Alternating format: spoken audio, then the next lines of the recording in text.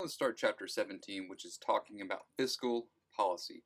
So, we talk about, you're in the news sometimes, there's going to be like government shutdowns. And, it's like, well, why is the government shutting down?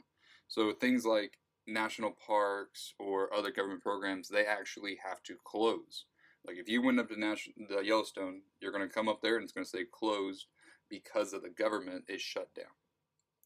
And basically, why the government is shutting down is because they cannot agree on how much to spend or what to do with the debt ceiling. So, what we're going to do is we're going to talk about both of these things right now. And the reason they shut down is because this is going to create a funding gap. So, basically, what happens is like the parks need money in order to operate. Okay, well, if the government can't agree on what to do with spending, the national park is spending money, right? So the government's like, well, hold on, we have to stop. We don't know what to spend this money on, so we need to shut down before we even decide on what to do. So that's why government shutdowns happen. Okay, is the government needs to decide, hey, we're going to spend money here. Okay, we're going to put money towards Yellowstone National Park. All right, so once they say yes, we'll do that, then they will open up the national park again. Okay? So, government spending, what is it? Well, basically, it's just spending on anything that the government's going to spend money on, such as healthcare. Maybe they have to do national defense. They do have Social Security payments they have to do, and then they have to pay net interest. So basically, you know how the United States could invest in another country and other countries could invest in the U.S.? Well, the government does have to pay the interest on those things. So net interest is basically how much money are we getting from interest minus the interest rate that we have to pay out to other people. So this is the total amount of government spending that we're doing. If you were to add this together, this comes the total. As you can see here, it does change over time. This line right here is the federal spending as a percentage of GDP. So basically CIGNX, right? So as you can see here, especially here and here, we had big spikes in government spending, right? Because they were our larger share of the GDP, larger share of GDP that had to be G went up. So more government spending in these areas. So why is that the case? Well, we'll talk about that later. But right now, let's go through a couple definitions. There's a budget deficit, budget surplus, and a balanced budget. Okay, so a budget deficit works like this. If we went to the mall, all right, and I gave you $100, all right, and then you go out and you spend $100. How much money do you have saved? Zero, right? I gave you $100, you spent $100, you have saved zero. What happened here is I said, hey, here's your budget. Here's how much money you have to spend. You have $100. And you go and out and actually spend $100. So you saved zero. Right here, this is what we call a balanced budget. If we went to the mall and I give you $100, but then you go out and spend 150, right?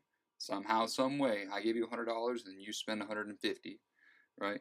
Then what's going to happen here is that you will have a negative savings, right? Your savings are negative. When we have negative savings, we call this a budget deficit. A budget deficit is where we are spending too much money. And then finally, when I gave you $100 and you only spend 90, you save 10. So you get to keep this 10. This is your budget surplus.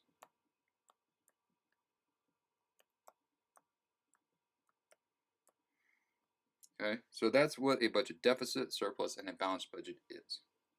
Okay, so budget deficit is where they're spending more money than receives in taxes. Budget surplus is where they receive more in money in taxes than spends. And then balanced budget is where you collect 100, spend 100. Okay. So what we can learn about this is that you're having a budget deficit. So basically, you spent $150. I gave you $100. So where do you get this extra $50 from? If you're at the mall, right? I gave you the $100, so you go out and you're like, okay, here's $100 to buy shoes, but then I also want to buy a shirt. Well, I need $50 for the shirt, so I pull out my credit card, swipe it, and then I have my $50 shirt. But what I did is I borrowed money from the credit card company in order to do this, right? Or you ask your friend, hey, can I borrow $50 in order to buy this t-shirt? I'll pay you back later. The point is that I gave you $100 and you spent out $150, so you need to borrow this $50 from somebody, right, in order to get your t-shirt. So what happens here is that you did run a budget deficit, and now you have a debt to somebody. So the budget deficit is not the debt, okay? The budget deficit is just you spent too much money. The debt part of it is where you borrowed it from somebody else. So the government deficit refers to what happens with the federal government budget every year. So basically what happens here is that the government is going to go out and they're going to get tax revenue of $100, and then they're going to spend it. All right, and they're going to spend $150. So then they have negative $50 here. This is what the budget deficit is.